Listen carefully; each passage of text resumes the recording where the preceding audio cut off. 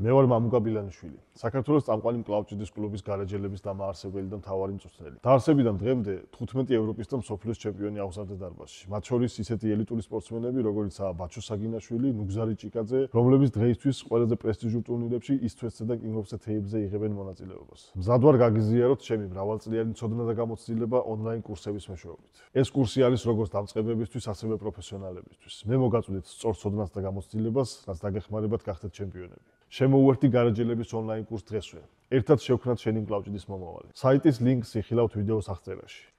მოგესალმებით. ამ ვიდეოში გიჩვენებთ მაგიდის ვარჯიშის სპარინგის ერთ სრულყოფილ დღეს.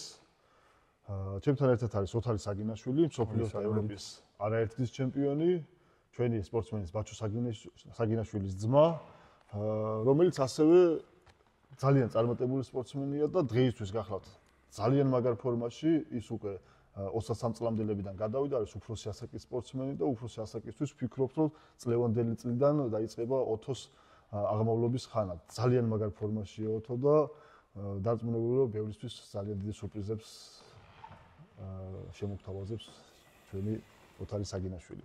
დღეს დამეხმარება მაგიდაზე ვარჯიშის ჩატარებაში. ახლა გიჩვენებთ ჩვენს მაგიდის ერთ დღეს. მაგიდა არის ძალიან მნიშვნელოვანი.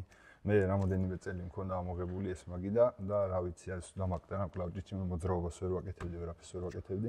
ეხლა ამ ბოლო პერიოდში რო ჩავსვი მაგიდა, სხვანაირად ავგზნობ ხერს, ვგზნობ რა ზედაწევასაც და ყველა წევას. ანუ ძალიან საჭიროა რა მაგიდა. მარტო ფიზიკური ვარჯიშები არ არის საჭირო, თუ მაგიდა არ გააკეთე და ისწონები მაგიდაში არ ჩასვი რა. ნამდვილად თავის გამოცდილებით ამბობს ამ ყველაფერს. დასაწყისში იდეალურად რა თქმა უნდა სრულყოფილად ვარჯიშობდა ოთო, სრულყოფილად როგორც ფიზიკურად, ისევე მაგიდაზე და ძალიან მაგარი გამოსვლები ჰქონდა. მე იყო რაღაც პერიოდი, რომ ფიზიკურად იმდენად გაძლიერდა და იმდენად ადვილად უკონკურენტოდ იგებდა ხოლმე ძირითად შეჯიბრებს, რომ თითქოს აღარ სჭირდებოდა ეს რაღაც ზედმეტი დროის ხარჯვასავით იყო ეს მსუბუქი მოძრაობები და ამ ყველაფერმა გამოიწვია ის, რომ რაღაც პერიოდი აღარ აკეთებდა, ამოვარდა მაგიდაზე ვარჯიშიდან და ამან საკმაოდ უარყოფითი შედეგი მოგვიტანა, დაეკარგა მოძრაობა, ან წონებს უმატებდა პირიქით სავარჯიშო წონებს და ის პერიოდი ხელის გადაწევაზე ისეთი პროგრესი არ ჰქონდა, როგორც ფიზიკურ პროგრესზე. ეხლა ამ ეტაპზე უკვე მაგიდაზეც ფიზიკურადაც საკმაოდ კარგად არის ოთარი და მოგებებით წარმატებებს და წარმატებები ყველას.